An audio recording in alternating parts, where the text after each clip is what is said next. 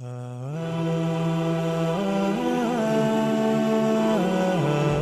سوى العلم طريق للعلا، كل من ساروا عليه وصلوا.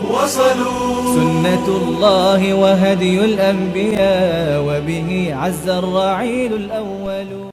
Alhamdulillah, wassalatu wassalamu ala rasulillah. Mga kapatid, sa pagpapatuloy po ng ating pagbabasa ng librong Buhay ng mga Sahaba, sa ngayon po ang ating babasahin ay ang buhay ni Abdullah bin Abbas, Hibru ummati Muhammadin sallallahu alaihi wasallam, ang tinta ng umma ni Muhammad sallallahu alaihi wasallam.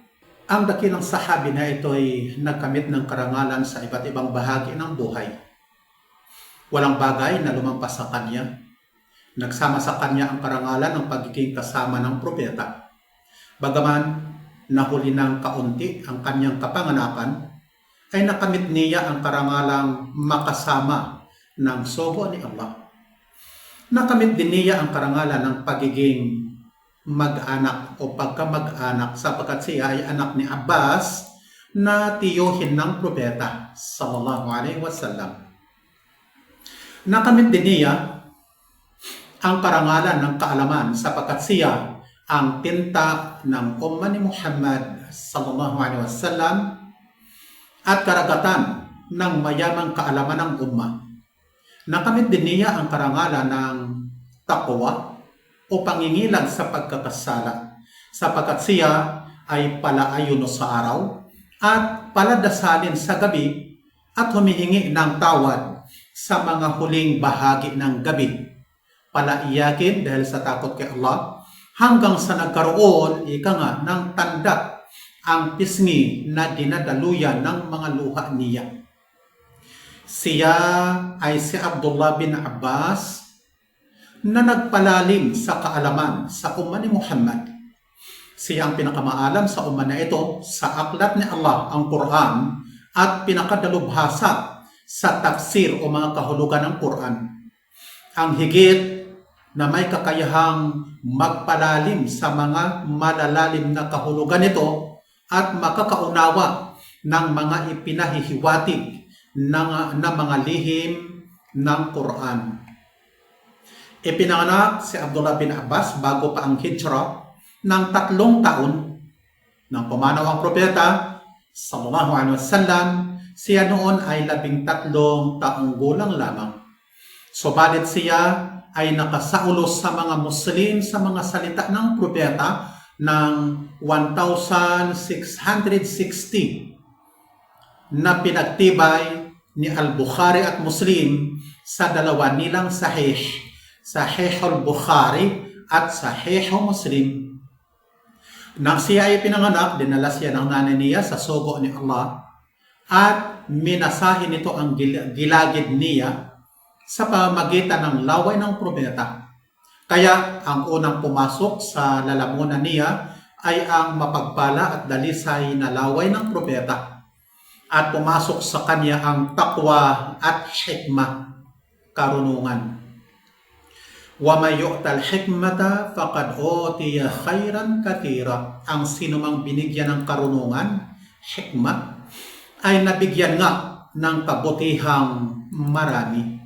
Ito ay 269 ng Surah Al-Baqarah.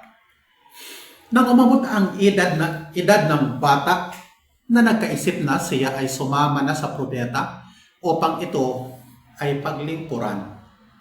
Siya ang naghahanda ng tubig na pangwudu kapag magwudu ang propeta sallallahu alaihi wasallam. At kapag magsasala ang propeta, siya rin ay magsasala sa likuran nito. At siya rin ay sasakay o aangkas na kasama ng propeta sa likuran nito pagka ang propeta ay maglalakbay. Kaya siya ay parang anino ng propeta na lagi nitong kasama na umiinog na kagaya sa pag-inog ng propeta sa pareho nitong lugar na iniinugan. At siya, sa lahat ng mga kalagayang ito, ay laging masigasig sa mga pagmamatyag at laging alerto ang isip na nagsasaulo sa mga salita at gawa ng propeta na may kakayahan na kagaya sa mga instrumentong pang-record na nakilala ng makabago nating panahon. Inulat ni Abdullah, sinabi niya, Hamma Rasulullah sallallahu alaihi wasallam bil wudu'i dhatu marra fama usri'u an a'dadtu lahu al-ma fasurra bima sana'tu wa lamma hamma bis salat asyara ilay an aqifa bi izaihi ay bi jambi fawaqaftu khalfahu falamma intahat as-salatu mala alayya wa qala ma mana'aka an takuna bi izai ya Abdullah faqultu anta ajallun fi aini wa a'azzun min an waziyaka ya Rasulullah farafa'a yadayhi ila sama wa qala Allahumma atihil hikmah. Minsan ninais ng sugo ni Allah na magwudu, binilisan ko naman ang paghahanda ng tubig para sa kanya.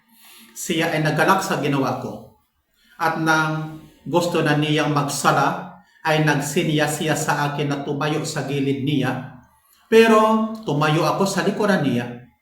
Nang natapos na ang sala, lumingon siya sa akin at nagtanong, ano ang nakapigil sa iyo na tatayo sa gilid ko, o Abdullah? Sinabi ko, ikaw ay pinakadakila sa paningin ko at pinakamahal. Natatabihan ko lamang o suko ni Allah.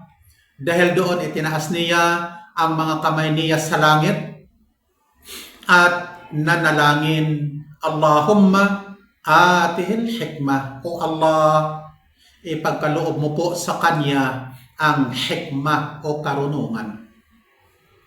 Tinuko ni Allah subhanahu wa ta'ala ang panalangin ito ng propeta sallallahu alaihi wasallam sa kanya. Ipinagkaloob ni Allah sa batang Hashimi ang hikmah na kung kaya nahigitan niya ang mga dakilang pantas o mga ulama. Narito ang ilang mga larawan sa karunungan ni Abdullah bin Abbas. Nang nag-alsa ang ilang mga kasamahan ni Ali bin Abi Talib dahil sa labanan nito kay Muawiyah, sinabi ni Abdullah bin Abbas kay Ali radhiyallahu anhu, pahintulutan po ninyo ako, o Amirul Mu'minin, na puntahan at kausapin ang mga taong ito, yung mga taong mga nagrebelde o mga nag-alsa. Sinabi sa kanya ni Ali, nangangamba ako para sa iyo, sa kanila o sa mga rebelding ito, baka gawan ka ng kasamaan. Sinabi niya, abay hindi, kung loloobin ni Allah. Kaya pinuntahan niya sila at nakita niya ang mga taong wala nang higit pa sa kanila sa kasipagan, sa mga ibadat. Sinabi nila kay Abdullah bin Abbas, maligayang pagdating o Ibnu Abbas, ano ang dahilan ng pagparito mo? Sinabi niya, naparito ako upang makipag-usap sa inyo. May ilang nagsabi na huwag siyang kausapin, pero ang iba naman ay gustong makipag-usap at makinig. Sinabi ni Abdullah, sabihin ninyo sa akin kung ano ang hinanakit ninyo. Bakit kayo nagrebelde? Ano ang hinanakit ninyo? Sa pinsan ng sugo ni Allah, ng tinutukoy na pinsan ay si Ali bin Abi Talib, na siya khalifa. Pinsan ng sugo ni Allah, ano ba? Manugang niya at unang sumampalataya sa kanya. Sinabi nila, may tatlo kaming bagay na hinanakit sa kanya. Sinabi niya, ano-ano ang mga ito? Sinabi nila, ang una, ginawa niyang tagahatol ang mga tao sa din ni Allah, ang Islam. Ang ikalawa, siya ay nakipaglaban kay Aisha at Muawiyah at hindi naman kumuha ng samsam at hindi rin nagbihag. At ang ikatatlo, tinanggal niya sa pangalan. Sa pangalan niya ang pangalang Amirul Mu'minin. Samantalang nagbaya sa kanya ang mga Muslim at itinalaga siyang Amir nila. Bakit tinanggal niya ang pamagat na Amirul Mu'minin? Sinabi ni Abdullah sa kanila, ano sa palagay ninyo kung iparirinig ko sa inyo ang mula sa aklat ni Allah, ang Quran, at sabihin ko sa inyo ang salita ng sugo ni Allah? Mayroong ba tayong sadit na hindi ninyo maitatanggi? Iiwanan ba ninyo ang paniniwala ninyo sa ngayon at manumbalik sa kapangyarihan ng pamahalaan? At sinabi nila, oo. Sinabi niya ni Abdullah, hinggil sa salita ninyo na ginawa ni Ali na tagahatol ang mga tao sa din ni Allah. Sinabi ni Allah, kasi ang mga nagrebelde mayroong dalil. Inil hukmu ila lillah, ang dapat na tagahatol lamang ay si Allah. Bakit kasi nagtalaga si Ali bin Abi Talib ng tao na tagahatol? Kaya yun ay kufur. Kasi hindi siya sumunod sa dalil. Pero ano ang sagot sa kanila ni Abdullah bin Abbas? Sinipin niya ang talatang ito sa Suratul Ma'idah 95. Ya ayyuhalladhina amanu la taqtulus sayda wa antum hurum wa man qatalahu minkum muta'ammidan fajazaa'un mithlu ma qatala minan na'mi yahkumu bihi dhawa 'adlin minkum. O mga sumampalataya, huwag kayong pumatay ng pinangangasong hayop habang kayo ay mga nasa ihram. Ang sino mang pumatay nito kabilang sa inyo ng sinasadya ay may isang ganting tulad ng pinatay niya ng mga hayupan. Nahahatol nito ang dalawang may katarungan kabilang sa inyo. At kaya sinabi ni Abdullah bin Abbas, at ito ay kabilang sa hatol ni Allah na itinilaga niyang tagahatol ang tao. Na siya rin ginawa ni Ali bin Abi Talib, itinilaga niya na tagahatol ang tao sa usaping ito. Kung nanaisin ni Allah, ay maaari siyang humatol. Subalit, ipinahintulot niya na ang tao ay hahatol. Na kung kaya, ang dalil lamang na pinagkunan ng mga nagrebelde, na kafir na si Ali bin Abi Talib sapagkat nagtalaga siyang ng tagahatol na tao. Kasi yung dalil, inil hukmu ila lillah, na ang tagahatol ay si Allah lamang, hindi sapat na dalil. Kasi mayroong dalil na ipinahintulot ni Allah ang paghahatol ng tao bago siya mismo ay nagtalaga ng tao na tagahatol ayon sa talatang ito. Ituloy natin ang pagbabasa. Hiling ko sa inyo na manumpa kay Allah. Tatanungin ko kayo, alin ang mas mahalaga? Ang paghahatol ng mga tao tungkol sa muling pagkakasundo ng naglalaban upang mapagilan ang pagdanak ng dugo? O ang tungkol sa pangangaso ng kuniho na isang kapat lamang na dirham ang halaga? Kasi kung pangangaso ang pag-usapan, maaaring ang pinapangaso noon ay kuniho, habang ikaw ay nag-ihram, yun ay bawal ang pangangaso. Pero sinabi ni Allah, magtalaga ng tagahatol sa paglabag na ito na tao, samantalang ang hatolan, ang halaga lamang na paglabag ay halaga ng kuniho na noong unang panahon, isang kapat lamang na dirham, 1/4 lamang na dirham ang halaga. Kaya sinabi nila, tiyak na ang pagpigil sa pagdanak ng dugo ng mga Muslim at pagsasaayo sa kanila ay mas mahalaga kung ikumpara doon sa halaga ng kuniho. Sinabi niya, tapos na ba tayo sa usaping ito? Sinabi nila, oo, tapos na tayo dito. Sinabi niya, tungkol naman sa sinasabi ninyo na si Ali ay nakipaglaban at hindi nagbihag na kagaya sa pagbibihag ng sugo ni Allah. Okay, ito yung pangalawang hinaing nila na paglabag ni Ali. Kaya ang tanong niya, gusto ba ninyong bihagin ang ina ninyo na si Aisha at ito ring na halal para sa inyo? na mapangasawa na kagaya sa iba pang mga bihag? Kung sasabihin ninyo na, oo, tiyak na kayo ay naging kafir na. At kung sasabihin din ninyo na si Aisha ay hindi ninyo ina, ay naging kafir na rin kayo. Dahil sinabi ni Allah, An-nabiyyu awla bil mu'minina wa min anfusihim wa azwajuhu ummahatuhum. Ang propeta ay higit na malapit sa mga mananampalataya kaysa sa mga sarili nila. Ang mga may bahay niya o ang kanyang mga asawa ay mga ina nila.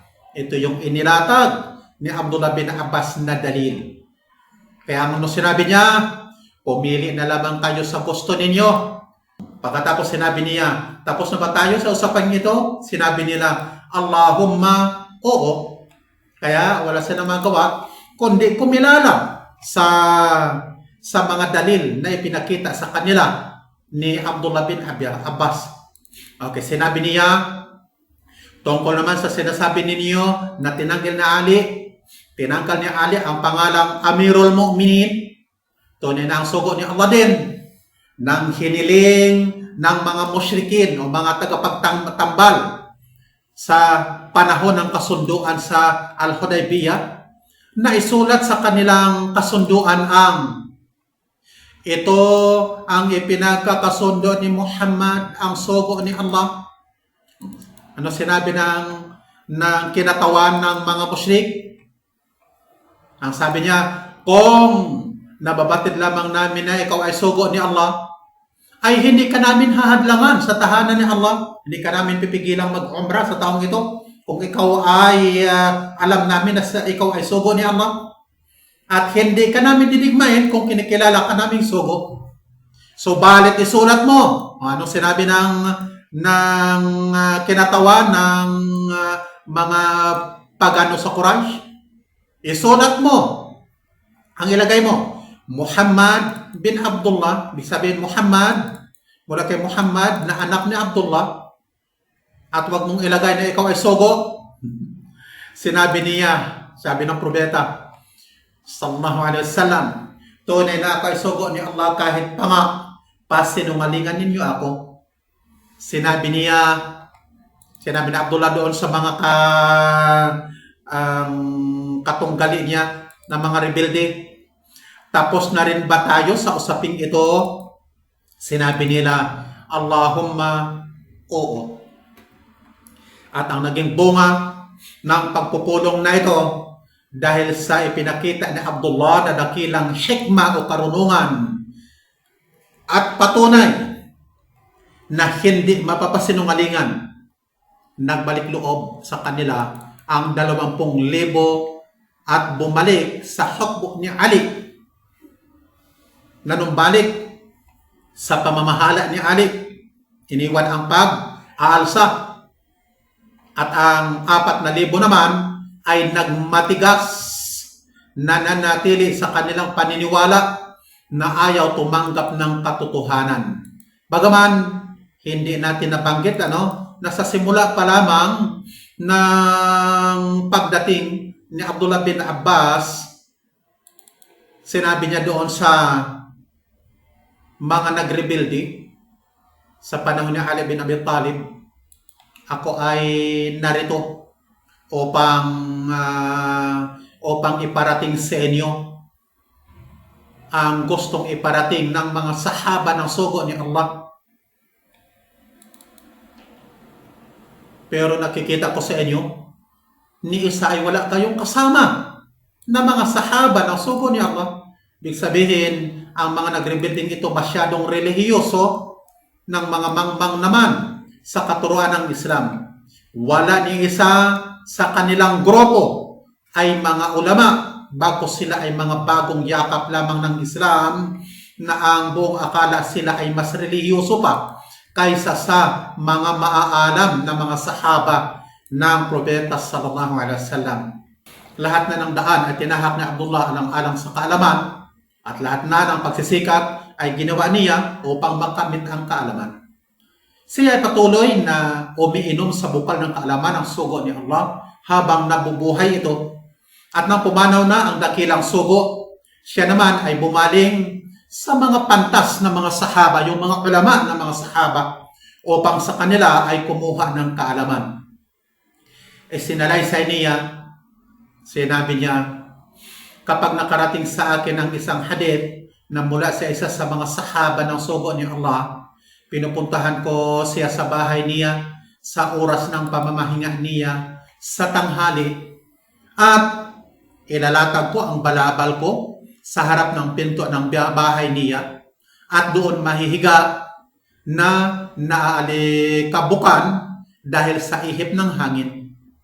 Kung nanaisin ko ay maaari naman na akong tatawag o papapasukin niya, pero ginagawa ko ito upang siya ay makapahinga sa tanghali. At kapag lalabas na siya sa bahay niya, at makita ako na nasa ganitong kalagayan, ay sinasabi niya, "O pinsan ng sugo ni Allah, ano ang dahilan ng pagparito mo? Dapat pinatawag mo na lamang ako upang ako na lang sana ang pupunta sa iyo." Kasi alam ng mga sahaba na si Abdullah bin Abbas ay kabilang sa mga ulama, mga dakilang mga maalam sa pambabatas ng Islam. Kaya gano'n na lamang ang kanilang paggalang. Ang gusto nila, sila ang pupunta doon sa bahay kung may kailangan sa kanila si Abdullah bin Abbas. Okay? At sasabihin ko naman sa kanila, sabi ni Abdullah sa mga sahaba na ito ng mga ulama na gusto niyang mag-aral sa kanila, "Ana ahaqqu bil maji' ilayk. Fal ilmu yu'ta wala ya'ti." Ako ang nararapat na pumunta sa iyo sapagkat ang kaalaman ay pinupuntahan at hindi dumadating. Pansinin po natin ang dakilang kaalamang ito na dapat panindigan ng mga Muslim sa pagsasaliksik ng kaalaman patungkol sa pananampalataya. Ang salitang ito ng dakilang sahabi. Ituloy natin ang pagbasa at pagkatapos ay tatanungin ko siya tungkol sa hadith at mag-aaral sa kanya kung paano na nagsusumikap at ibinababa ni Abdullah bin Abbas ang sarili niya sa pagsasaliksik ng kaalaman. Ginagalang naman niya at itinataas ang mga ulama. Si Zaid bin Thabit na iskriba ng mga ikinakase sa propeta ng Quran, pinuno ng Madina bilang hukom, dalubhasa sa batas ng Islam, pagbabasa ng Quran at paraid. Ito si Zaid bin Thabit. Kapag nagnais si Zaid na maglakbay, ang batang si Abdullah ay tatayong may pagpapakumbaba sa tabi ni Zaid na kagaya sa isang alipin sa kanyang Panginoon o amo, at hahawakan ang sasakyan nitong kamilyo at rinda ng kamilyo. Sinasabi sa kanya ni Zaid, "O pinsan ng sugo ni Allah," kasi ginagalang niya ito kasi pinsan ng sugo ni Allah, "huwag niyo po itong gawin." Sasabihin naman ni Abdullah, sa ganitong paraan tayo ay inutusan na gawin sa mga ulama natin. Pansinin po ninyo ang katuruan ito na dapat sundin ng mga Muslim sa pagkakamit ng kaalaman, kung gaano ang paggalang sa mga pinagkukunan nila ng kaalaman. Okay? Sinabi sa kanya ni Zaid, pakiabot nga po ang kamay ninyo. Abot naman ni Abdullah ang kamay niya, at ito naman ay hahalikan ni Zaid at magsasabi, "At ganito rin tayo inutusan na gawin sa mga ahlul bait ng propeta natin." Tandaan po natin mga kapatid, ito ay mahalagang akida natin. Kung paano natin minamahal at ginagalang ang ahlul bait. Ang ahlul bait, ang akala ng ilan na ang mga nagmamahalamang daw sa ahlul bait ay ang mga Shia. Bagos sa aral ng Ahlus Sunnah wal Jamaa nararapat nating igalang at mahalin kasi bahagi ng iman ang pagmamahal sa Ahlul Bait. Si Abdullah ay lumago sa kaalaman na hinahangaan ng mga tao. Sinabi ni Masruq bin al-Ajda na isa sa mga dakilang tabi'in. Kapag nakikita ko si Ibn Abbas ay sinasabi ko, siya ang pinakamagandang lalaki. At kapag siya ay nagsasalita ay sinasabi ko, siya ang pinakamahusay sa lingwahe. Kasi siya ay dalubhasa sa lahat ng kaalaman, lalong-lalo sa lingwahe. At kung siya ay makipag-usap, sabi niya, ay sinasabi ko, siya ang pinakamaalam na tao. Siya ay naging tanyag na pinakamaalam hanggang sa naging tagapagturo na siya ng mga tao. At ang bahay niya ay naging isang pamantasan ng mga Muslim. Oo, naging pamantasan na ayon sa lahat na ipinapahiwatig ng kahulugan ng salitang ito, salitang pamantasan sa makabago nating panahon. Ang kaibahan lamang sa pagitan ng pamantasan ni Ibn Abbas at ng mga pamantasan natin sa ngayon, ang mga pamantasan sa ngayon ay binubuo ng maraming mga dalub-guro na maaaring aabot sa daan-daang guro na nagtuturo. Samantalang ang pamantasan ni Ibn Abbas ay iisa lamang ang nagtuturo at ito ay si Abdullah bin Abbas mismo. Isinalaysay sa isa sa mga kasamahan niya, radhiyallahu anhu, nakita ko ang mga tao na nagkakaipon o nagkakatipon sa mga daan patungo sa bahay niya hanggang sa nagkakasiksikan na sila. Pumasok ako upang sabihin sa kanya ang dami ng mga tao sa labas at sinabi niya sa akin, bigyan mo ako ng tubig na pangwudo. Siya ay nagwudo, naupo at sinabi sa akin, lumabas ka at sabihin mo sa kanila na ang sinumang gustong magtanong ng tungkol sa Quran at mga letra nito ay pumasok na. Kaya lumabas ako at sinabi sa kanila, sila ay nagsipasok hanggang sa napuno ang bahay at silid. At bawat isang tanong ay tinuturo niya at higit pang detalye ang kasagutan kaysa sa katanungan lamang. Pagkatapos ay sinabi niya sa kanila, bigyan ninyo ng daan ang mga kapatid ninyo upang makalabas na. At sila ay nagsilabasan na. Pagkatapos ay muli niya sasabihin sa akin, lumabas ka at sabihin mo sa kanila, ang sinumang gustong magtanong ng tungkol sa tafsir ng Quran ay pumasok na. Kaya lumabas naman ako upang sabihin sa kanila, magsipasukan naman ang maraming tao hanggang sa napuno ang bahay at silid. At bawat tanong ay isa-isa niyang itinuturo at higit pang detalye kaysa sa katanungan. Pagkatapos ay sinabi niya sa kanila, bigyan ninyo ng daan ang mga kapatid ninyo upang makalabas na.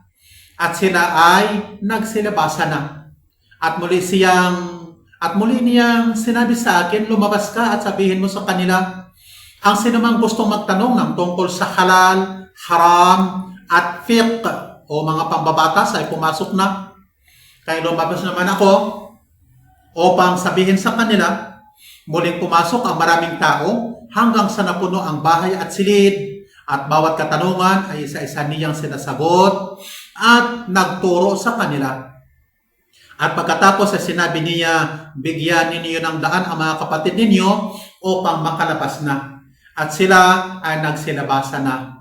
At muli niyang sasabihin sa akin, lumabas ka at sabihin mo sa kanila, ang sinumang gustong magtanong ng tungkol sa faraid at mga katulad nito ay pumasok na.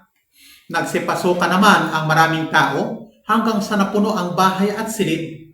At ang bawat tanong ay isa-isa niyang itinuturo at higit pang detalye kaysa sa katanungan mismo. At pagkatapos ay sinabi niya, bigyan ninyo ng daan ang mga kapatid ninyo upang makalabas na. Pagkatapos ay muli niyang sinabi sa akin, lumabas ka at sabihin mo sa kanila, ang sinumang gusto magtanong ng tungkol sa lingwahe, tula, at naiibang salita ng mga Arab ay pumasok na. Kaya lumabas na naman ako upang sabihin sa kanila. Nagsipasukan naman ang maraming tao hanggang sa napuno ang bahay at silid. Ang bawat tanong ay isa-isa niyang itinuturo at higit pang detalye kaysa sa katanungan. Pagkatapos sinabi niya sa kanila, bigyan ninyo ng daan ang mga kapatid ninyo upang makalabas na. At sinabi ng nagsalaysay nito, sabi niya, kung ito lamang ang ipinagmamalaki ng Quraysh, talagang ito nga ay maipagmamalaki. Upang maiwasan ang pagsisiksikan ng mga tao, ipinasya ni Abdullah bin Abbas na maglaan ng isang araw sa bawat asignatura. Sa isang araw ay tafsir ng Quran, ito lamang ang kanyang ituturo. Samantalang sa iba namang araw ay fiqh lamang. Isang araw ay mga labanan lamang ng propeta. At sa isang araw ay tula lamang ang itinuturo at iba pang mga asignatura. Bawat alin o mga pantas sa batas ng Islam na mauupo upang makinig sa kanya ay nagpakumbaba sa kanyang kaalaman. Ang bawat tanong ng sinuman ay laging may kasagutan sa kanya. Si Ibn Abbas ay naging tagapayo ng khilafa bagaman siya ay bata pa. Si Umar bin Al-Khattab, kapag mayroong hinaharap na mahirap na problema sa pamahalaan, ay tumatawag ng mga pantas na kabilang sa mga naunang mga sahaba at kabilang si Abdullah bin Abbas sa mga tinatawag na ito ng khalifa. At kapag dumating si Abdullah, ay itinataas niya ito sa kalagayan at siya naman ay bumababa sa kanyang kinauupuan at magsasabi, mayroong problemang mahirap lutasin. Ikaw lamang at mga kagaya mo ang may kakayahan. Minsan, siya nga pala, kung mapapansin natin, yung pangkalahatang tagapamahala o pinuno ng mga Muslim. Dito natin makikita ang kaniyang paggalang sa mga sahaba ng mga ulama. Hindi siya nagdedesisyon ng sa sarili lamang, lalong-lalo sa mga usaping may kaugnayan sa kanyang pamamahala ng buong khilafa. Minsan, pinagsabihan ang khalifa dahil sa pagpapahalaga nito kay Abdullah at isinama niya ito sa nakabilang sa mga ulama o mga pantas. Samantalang si Abdullah bin Abbas ay bata pa. Pero sinabi niya, siya nga ay bata, pero nasa ganap na gulang na. Mayroon siyang bibig na bihasa at pusong matalino. Kapag natapos siya sa pagtuturo sa mga natatanging mag-aaral na nagpapakadulubhasa sa kaalaman, ay hindi rin niya nakalimutan ang mga taong pangkaraniwan, na kung kaya siya ay nagsasagawa para sa kanila ng mga natatanging pagpupulong na para sa kanila upang sila ay turuan at pangaralan. Kabilang sa mga tanyag na pangangaral niya sa mga taong makasalanan, ito ay mga magagandang aral niya. Halimbawa, sinabi niya, ya sahib ad-dambi la ta'man su'a aqibati dambik wa'lam annama yatba'u damba a'zamu min ad-dambi nafsuh. Ikaw na gumagawa ng kasalanan, huwag kang maging panatag sa kahantungan ng kasalanan mo. Dapat mong malaman na ang kalakip ng kasalanan ay higit na malaki kaysa sa kasalanan mismo. فَإِنَّ عَدَمَ اسْتِحْيَائِكَ مِمَّنْ عَلَى يَمِينِكَ وَعَلَى شِمَالِكَ وَأَنْتَ تَقْتَرِفُ الذَّنْبَ لَا يَقِلُّ عَنِ الذَّنْبِ ang kawalan mo ng hiya sa nasa kanan at kaliwa mo. Tinutukoy yung tagatala ng ating mga nagagawang mabutit masama. Habang ginagawa mo ang kasalanan ay higit na malaki kaysa sa kasalanan.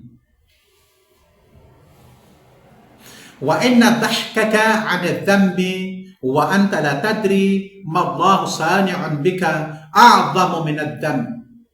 At ang tuwa at pagtanawasa mo sa kasalanan na hindi mo alam kung ano ang gagawin sa iyo ni Allah ay higit na malaki kaysa sa kasalanan.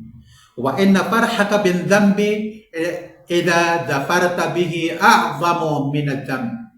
At ang ligaya mo sa kasalanang nagawa mo ay higit na malaki kaysa sa kasalanan.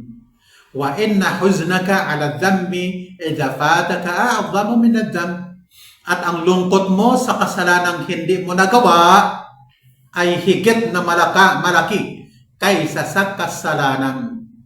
Wa inna khawfaka min ar-rihi idha harrakat sitra babik wa anta tartakibu adh-dhanba ma'a kaunika la tadtaribu fuaduka min nadhrillahi ilayka a'zamu min adh-dhanb. At ang takot mo sa hanging umuuga sa pinto mo habang ikaw ay gumagawa ng kasalanan, at ang kawalan ng pangamba sa puso mo na nakatingin si Allah sa iyo ay higit na malaki kaysa sa kasalanan. Ya sahib ad-dhanbi atadri makana dhanbu Ayyuba alayhi salam hina batalahu Allah azza wa jalla bil jasadi wa mali. Ikaw na gumagawa ng kasalanan, alam mo ba kung ano ang kasalanan ni Ayub? Si Job. Kaya siya sinubok ni Allah sa kanyang katawan at yaman. Innama kana dhanbuhu annahu ista'ana bihi miskinun liyadfa anhu adh-dhulm falam yu'inhu. Ang kasalanan lamang niya ay dahil sa maralitang nagpatulong sa kanya na mapigilan ang kaapihang ginagawa sa kanya, pero hindi niya ito tinulungan. Hindi lamang magaling sa salita si Abdullah bin Abbas, bagkus ay sinasabuhay niya ang mga sinasabi niya. Hindi siya kabilang sa mga nagsasalita na hindi naman ginagawa at nagbabawal sa mga tao na mga ipinagbabawal, pero ginagawa naman niya. Bagkus siya ay palaayuno sa araw at madasalin sa gabi. Inulat ni Abdullah bin Mulaika na sinasabi, sumama ako kay Abdullah bin Abbas mula sa Makkah patungong Madina. Kapag kami ay magpapahinga sa isang bahay, siya ay tumatayo sa isang bahagi ng gabi habang ang mga tao ay natutulog dahil sa pagod. Nakita ko siya isang gabi na nagbabasa ng wajaat sakratul maut bil haqq dhalika ma kunta minhu tahid. Maghahatid ang hapdi ng kamatayan ng katotohanan. Iyon ay ang dati mong tinatakasan. Qaf, ayah number 19. Patuloy niya itong inuulit-ulit habang umiiyak hanggang sa pumasok ang oras ng Fajr. Si Abdullah bin Abbas ay pinakagwapong tao at may maamong mukha. Palaging umiiyak sa gabi dahil sa takot kay Allah, hanggang sa nagkaroon ng tanda ang dinadaluyan ng mga luha niya sa dalawa niyang malalambot na pisngi. Siya ay umaabot sa mataas na antas ng karangalan sa kaalaman. Minsan ang khalifa ng mga Muslim na si Muawiyah bin Abi Sufyan ay naglakbay upang magsagawa ng Hajj. Nag-Hajj din si Abdullah bin Abbas na walang kapangyarihan at posisyon sa pamahalaan. Si Muawiyah ay mayroong hanay ng mga kasamang kalalakihang gwardiya, mga bodyguard ng pamahalaan. Pero si Abdullah ay mayroon ding hanay ng mga kasamang manlalakbay na mas marami kaysa sa mga kalalakihan ng khalifa, at sila ay mga mag-aaral ni Abdullah. Dito natin makikita sa kanyang kapanahunan na mas matindi ang pagmamahal at paggala sa mga ulama ikumpara sa mga pinuno ng pamahalaan. Umabot ang edad ni Ibn Abbas ng 71 taon na pumuno sa mundo ng kaalaman, karunungan, at pangingilag ng pagsuway kay Allah, taqwa. Nang dumating sa kanya ang katiyakan o kamatayan, ay nagdasal sa kanya si Muhammad bin al-Hanafiya at ang mga natitirang mga sahaba ng sugo ni Allah at mga dakilang tabi'in. Habang tinatabunan nila si Abdullah ng lupa, ay may narinig na nagbabasa ng ayat, Ya ayyatuhan nafsul mutmainnah, irji'i ila rabbiki radiyatan mardiyah, fadkhuli fi ibadi, wadkhuli jannati. O kaluluwang napapanatag, bumalik ka sa Panginoon mo ng nalulugod na kinalulugdan. Saka pumasok ka sa mga lingkod ko at pumasok ka sa paraiso ko.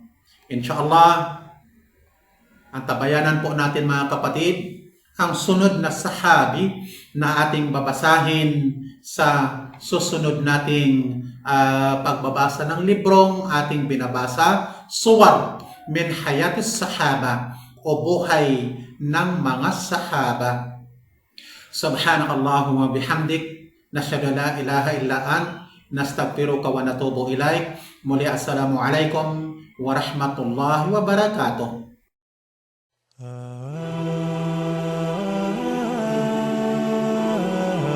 لا سوى العلم طريق للعلا كل من سار عليه وصلوا سنة الله وهدي الأنبياء وبه عز الرعيل الأول